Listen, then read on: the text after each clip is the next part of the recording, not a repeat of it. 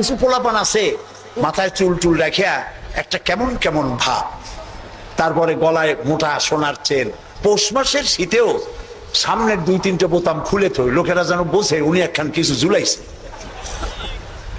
এইরকম ছেলেকে যদি আপনি তো রাগ করে আছেন, ছেলে আপনার কথা শোনে না, যদি ভাত খাওয়ার সময় ডাকেন, সোনামণি, বাবা, কলিজার টুকরা, নয়নের পুতুলি, আব্বু একটু কাছে আয়, আরে ও যত বড় খারাপ হোক আপনার পায়ের কাছে চলে আসবে।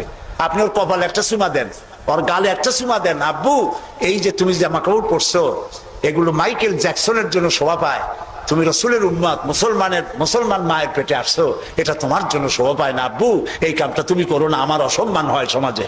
এই কথা বললে হাজার রাত ওয়াজ শোনার চাইতে আপনার এই মধুর ডাকে আপনার ছেলেকে হেদায়েত হতে পারে। এই জন্য আপনি মেজাজ খারাপ করলে পারবেন না।